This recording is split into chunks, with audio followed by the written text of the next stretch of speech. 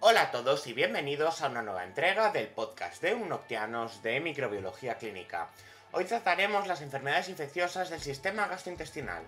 Y para ello tenemos que hacer una pequeña distinción entre lo que son las gastroenteritis infecciosas, que estarían causadas por tanto bacterias como virus y parásitos, y entre las gastroenteritis no infecciosas, que estarían causadas por fármacos, por una intoxicación como consecuencia de una enfermedad inflamatoria intestinal, una colusión intestinal parcial, una diverticulitis, una enfermedad celíaca, nutricional o una enfermedad extraintestinal.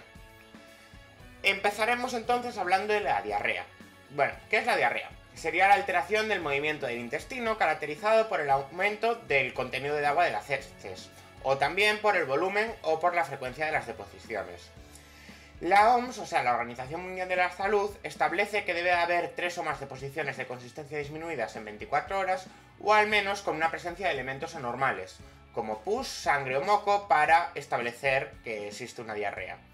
La diarrea puede ser leve, es decir, con menos de 3 deposiciones al día y una sintomatología mínima, moderada, con 4 o 5 deposiciones al día y con síntomas sistémicos, y una diarrea severa, con más de 6 deposiciones al día, una fiebre alta, sangre y leucocitos en heces.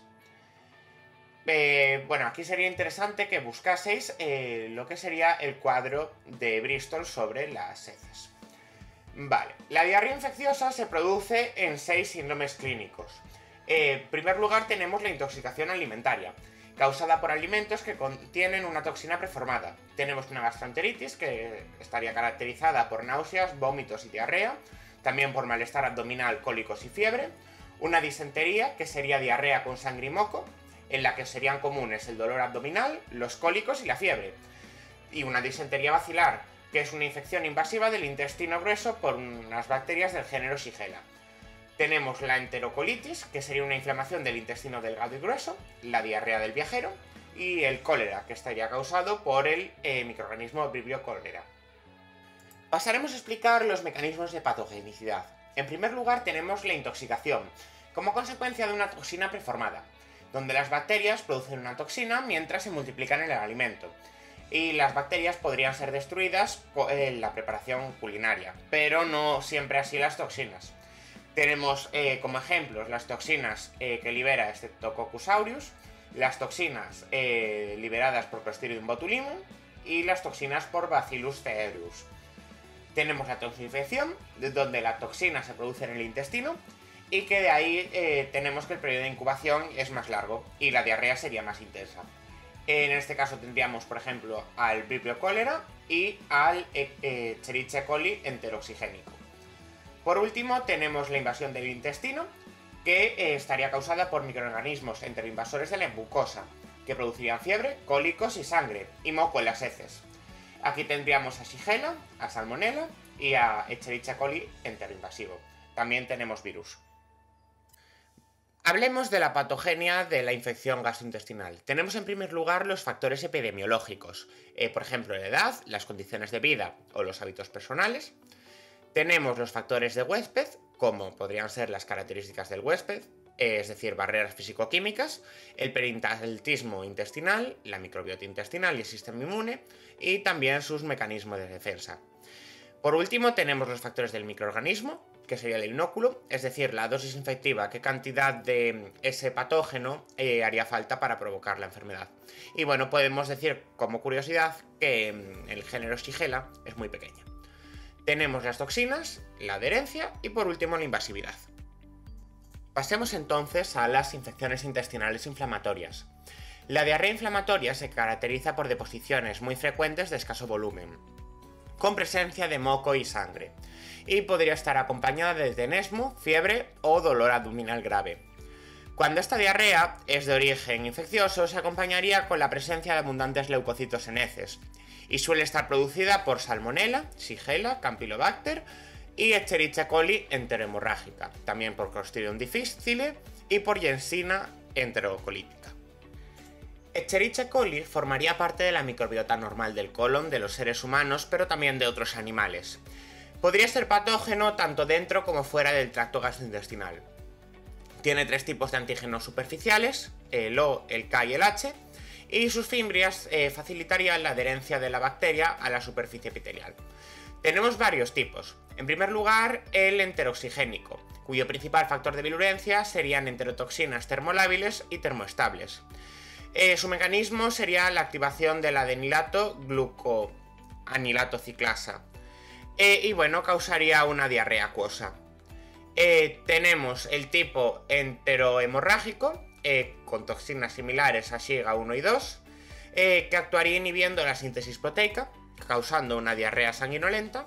Tenemos el tipo enteroinvasivo, cuyo principal factor de virulencia, como es lógico, sería la invasividad. Su mecanismo sería la invasión celular, también bastante lógico, y causaría una disentería aguda. Tenemos Escherichia coli enteropatógeno, cuyo principal factor de virulencia serían sus pili. Su mecanismo sería la adherencia localizada y causaría una diarrea aguda y persistente. Tenemos en último lugar a Escherichia coli enteroagregativo, con fimbrias y enterotoxinas, que causaría una adherencia agregativa que provocaría una diarrea persistente. Los E. coli enteropatogénicos clásicos y los E. coli enterotoxigénicos estarían a la orden del día en los países con graves problemas higiénico-sanitarios, que causarían del orden de 630 millones de casos de diarrea y 775.000 muertes al año, afectando muy especialmente a la población infantil. Las infecciones extraintestinales por Escherichia coli serían causa frecuente de infecciones urinarias, como la cistitis o la pielonefritis, y de bacteriurias asintomáticas. También causarían infecciones biliares, como por ejemplo la colecistitis, peritoneales, como la peritonitis, y meníngeas, como por ejemplo la meningitis. También tendríamos infecciones de heridas, como abscesos, y de mucosas, como la otitis o la sinusitis. Por último, tenemos procesos generalizados, como bacteriemias. Cambiemos de microorganismo y pasemos a hablar de Salmonella entérica, que puede encontrarse en el tracto gastrointestinal de los seres humanos, de las aves de corral y de muchos otros animales. Se transmite a través de productos alimentarios contaminados o por vía fecal oral. La Salmonella entérica causaría la enterocolitis, que estaría relacionada con productos de pollería contaminados, como por ejemplo huevos, que serían el principal vehículo de infección de los seres humanos. Aunque la leche cruda y ciertas mascotas, como las tortugas, también podrían transmitir. Otro microorganismo sería tanto Salmonella cipi como Salmonella paracipi, que serían patógenos exclusivos de humanos, que penetrarían también por vía fecal oral y sería generalmente a través de alimentos, agua contaminada con heces humanos. Los niños pequeños y los ancianos serían especialmente susceptibles a estos dos microorganismos. Pero también los individuos que viven en condiciones de hacinamiento. La Salmonella cipi se adheriría a la mucosa intestinal y se replicaría activamente y se diseminaría por el retículo endotelial, incluidos el hígado y el bazo, y se podría extender hasta...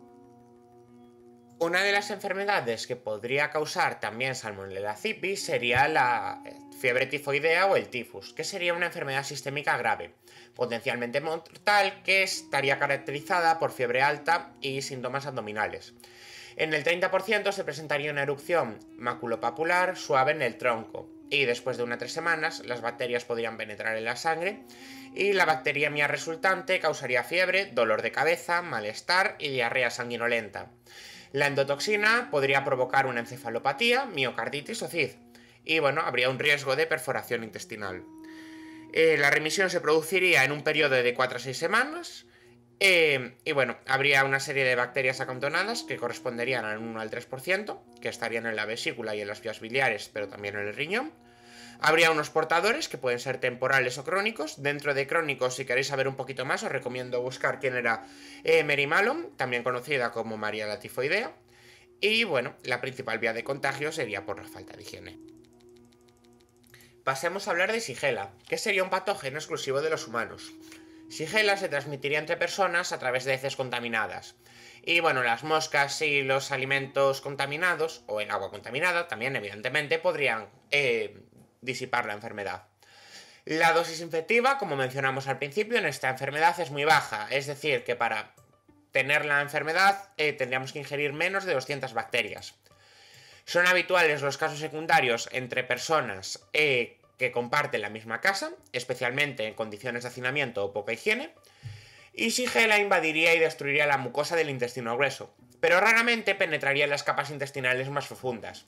Produce una entotoxina, que se denomina Shiga, que tendría propiedades enterotóxicas y citotóxicas. Habría 4 especies: Shigella dysenteria, Shigella sonnei, Shigella flexneri y Shigella boydii. Y entre sus manifestaciones clínicas destacamos la disentería bacilar, que sería la shigelosis, que se caracterizaría por una diarrea con moco y sangre, y también habría calambres abdominales dolorosos. La enfermedad generalmente adquiriría mayor gravedad en la gente que es así más joven o gente también anciana, y entre los individuos que estarían malnutridos, en los que la shigelosis podría provocar una deshidratación grave e incluso la muerte como consecuencia. El género Yersina comprendería especies patógenas para el hombre, por ejemplo, Yersina pestis, que la causante de la peste bubónica, Yersina pseudotuberculosis y Yersina enterocolítica, que sería la más importante, aunque existirían otras especies. Causaría una gastroenteritis con diarrea y dolor abdominal, una infección extraintestinal y unos procesos crónicos que serían autoinmunes y reumáticos. Para hablar así un poquito de Yersina enterocolítica, podemos decir que los animales, principalmente el ganado porcino con serotipo O3 y O9, pero también otros, y el propio medio ambiente actuaría como si fuese un reservorio. También se podía producir transmisión a través de alimentos, como por ejemplo a través de leche cruda y productos no pasteurizados, por vísceras de cerdo, por productos vegetales, como por ejemplo el tofu o los brotes de judías, y a través del agua.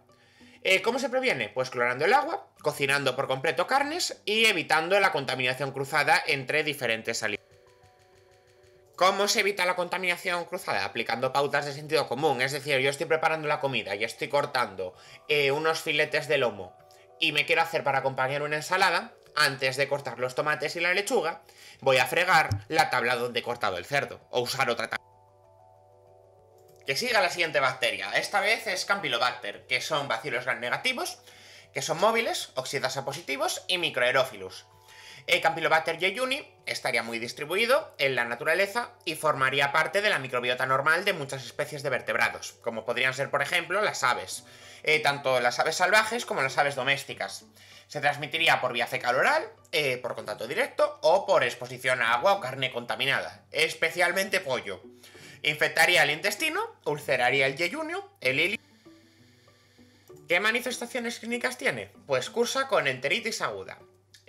Campylobacter jejuni sería la principal causante de ciertas enfermedades de origen alimentario, características de Estados Unidos.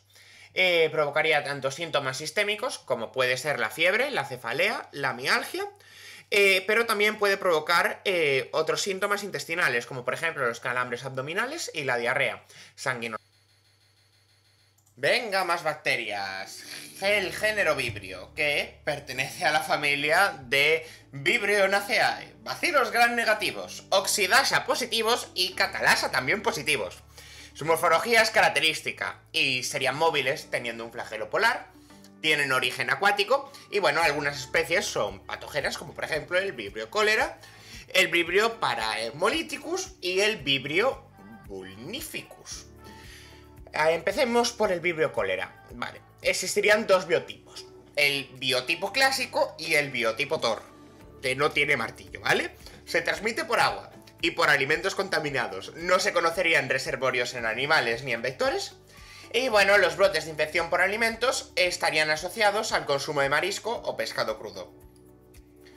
Ese pescado y marisco crudo tendría que estar recogido en aguas contaminadas. Después de la ingestión, este vibrio infectaría el intestino delgado.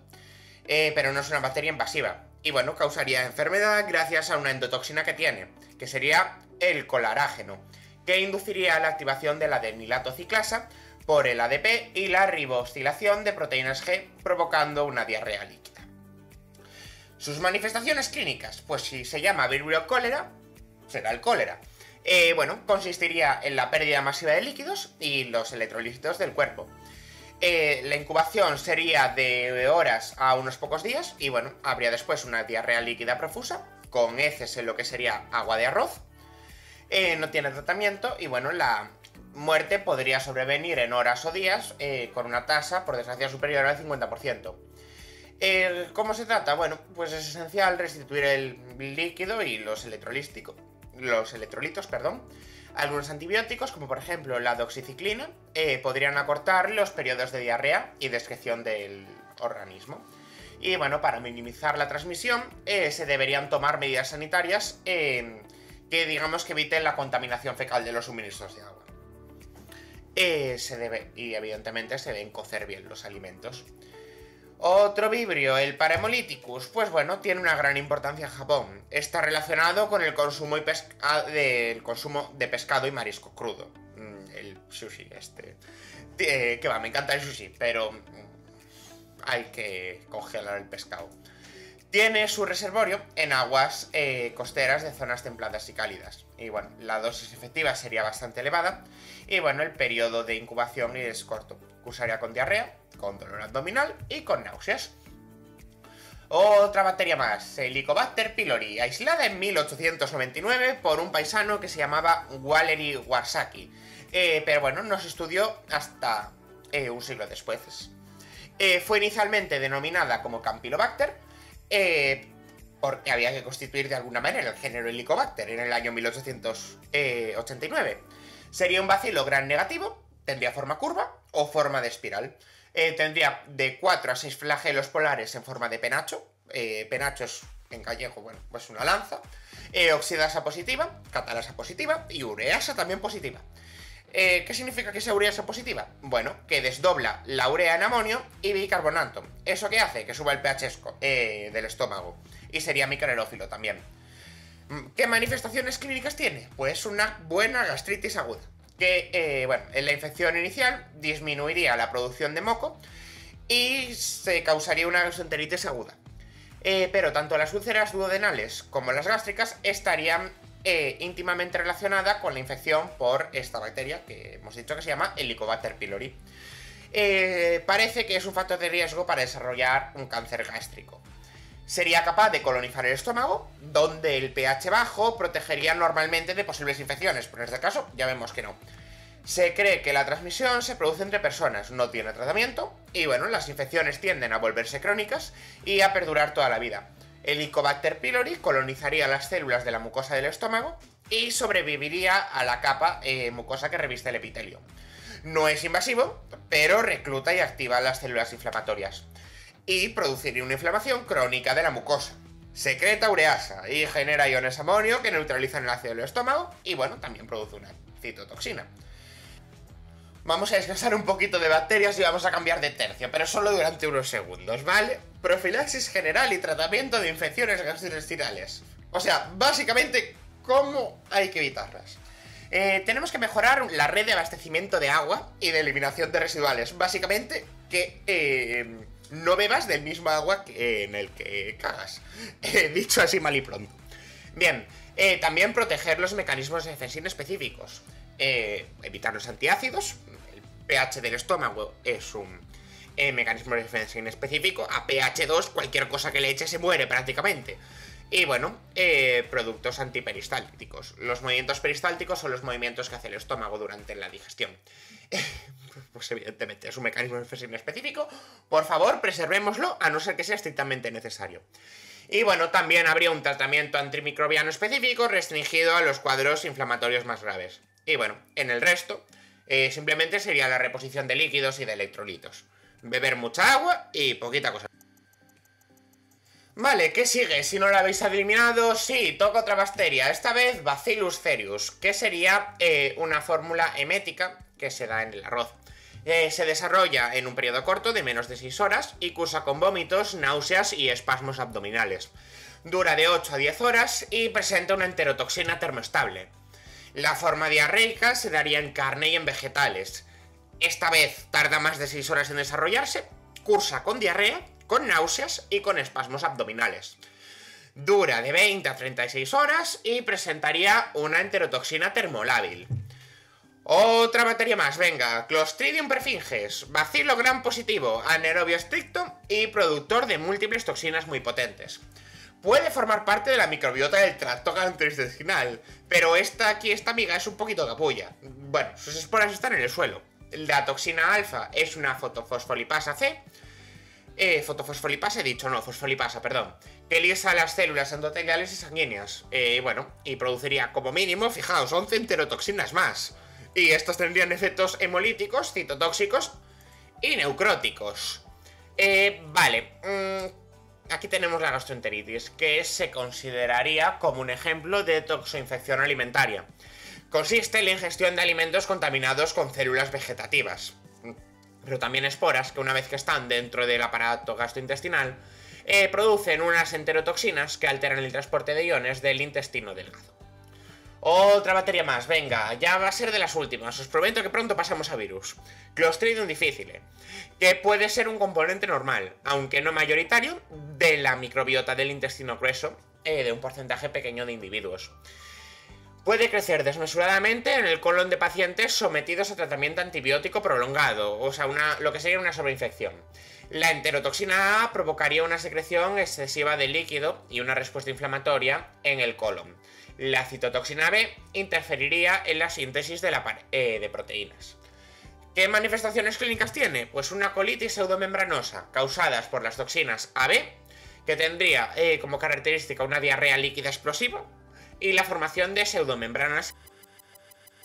Vale, ya sí que estamos acabando con bacterias, os lo prometo. Staphylococcus aureus, cuyos principales factores de virulencia son los de la pared celular, las exotoxinas citotóxicas, las enterotoxinas que causarían intoxicaciones alimentarias, como por ejemplo la toxina que estimularía el centro del vómito que está en el cerebro, y bueno, después de un corto periodo de tiempo de incubación, aparecerían síntomas agudos de náusea, vómitos y diarrea autolimitada. Y bueno, es una toxina termostable. Tenemos la toxina del síndrome del shock tóxico y una toxina exfoliativa. Y lo último, por fin, de bacterias, que serían las infecciones gastrointestinales bacterianas, pero que no cursarían con diarrea. La peritonitis, por ejemplo, que es una inflamación del peritoneo, que puede ser química, cuando el contenido gástrico pasa a la cavidad peritoneal. Infecciosa, que puede ser primaria, que es una peritonitis bacteriana espontánea, o secundaria, después de una infección intraabdominal por perforación de una víscera, EIP, diálisis, bueno, etc. Estaría causada por BGN entéricos, por enterococos y por anaerobios. Y tendría fiebre, dolor abdominal intenso, no sé, como la patada de un animal, una rigidez abdominal y signos generales de sepsis. Abscesos intraabdominales, que serían derrames de pus de origen traumático, por diseminación local distante o sepsis.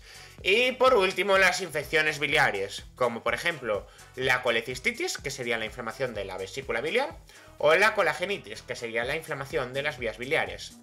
Una causa infecciosa puede ser las BGN, los enterococos y bacterias anaeróbicas.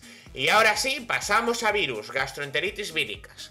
Que bueno, pueden estar causadas por rotavirus, que pertenecerían a la familia Reoviriae, con ARN bicatenal, y serían virus no envueltos.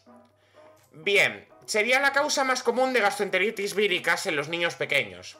La diseminación sería fecal-oral, invadiría la mucosa del intestino delgado y provocaría una diarrea líquida, náuseas y vómitos. Y bueno, la única medida para actuar sería la rehidratación. Pero, afortunadamente, tenemos vacunas. El virus del Norwalk o norovirus es un calcivirus con ARN monocatenario y sería un virus no envuelto con simetría icosaédrica. Sería una causa común de gastroenteritis víricas en adultos y bueno, a menudo cursa en brotes. Tendría también diseminación fecal-oral, como no, transmisión entre personas, invade la mucosa del intestino delgado y ocasionaría vómitos intensos con diarrea, bueno, fiebre y más vómitos. ¿Cómo se trata? Rehidratando al paciente, cómo no. Astrovirus, adenovirus, picornavirus y coronavirus raramente producen gastroenteritis. A ver, cuando hablo de coronavirus no os penséis que hablo del SARS-CoV-2, es decir, del que está ahora tan de moda. No, coronavirus en general, ¿vale? Siguiente, hepatitis. La hepatitis, pues es una inflamación del hígado. Hay 5 virus principales, las hepatitis A y E, que se transmitirían por vía fecal-oral y producirían una hepatitis leve aguda, excepto la hepatitis E en el embarazo. La hepatitis B y C serían transmitidas por los fluidos corporales infectados. Lo mismo que el VHD, que precisa una infección simultánea por VHD. Bien, a menudo ocasiona infecciones crónicas. Y bueno, ¿qué secuelas tiene? Fibrosis, cirrosis y, por desgracia, cáncer hepático.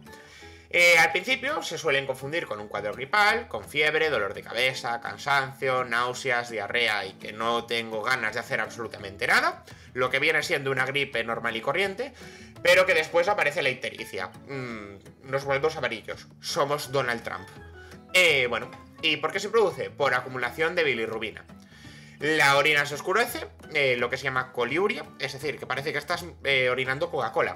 Y bueno, las heces tienen un color blanquecino, o sea, un paciente que pasa de un cuadro gripal a convertirse en amarillo, oh Dios mío, me estoy convirtiendo en Trump, a mear Coca-Cola y a excretar heces blancas, dices, uy, cuidado, que esto tiene pinta de ser grave.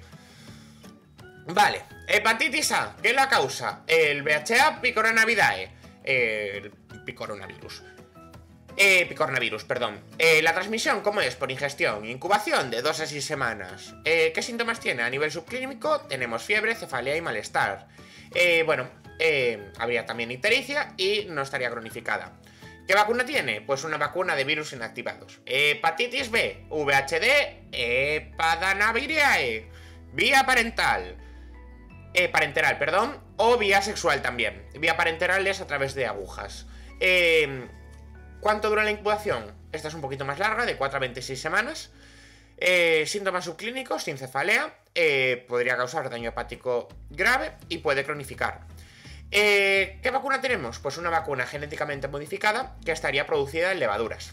Hepatitis C, VHD, Flarividae, vía parenteral, como hemos dicho, a través de agujas, de 2 a 22 semanas. Y bueno, síntomas similares a VHB, pero tiene mayor probabilidad de cronificarse. Y vacuna no tiene. Hepatitis D, VHD deltaviriae, parenteral, que requiere una infección simultánea por VHB, es decir, hepatitis B. Incubación de 6 a 26 semanas, un daño hepático grave y una alta tasa de mortalidad. Y bueno, la vacuna contra la hepatitis B sería ligeramente protectora. Y por último tenemos la hepatitis E, por VHE calciviriae. ¿Cómo se transmite? Por ingestión, se incuba en 2 a 6 semanas, síntomas similares a la hepatitis A, pero sin enfermedad crónica, y la vacuna se está actualmente desarrollando. Ya por último vamos a hablar de hongos. Habría intoxicación por alcaloides del cornezuelo de centeno, como por ejemplo el fuego de San Antonio. ¿Qué patógeno? Clavices purpúrea. ¿Y qué síntomas tiene? Pues una restricción del flujo sanguíneo de las extremidades y bueno, también habría alucinaciones.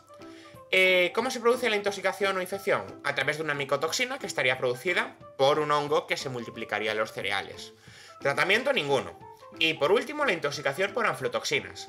El patógeno sería Aspergillus flavus. Síntomas como cirrosis hepática y un cáncer hepático.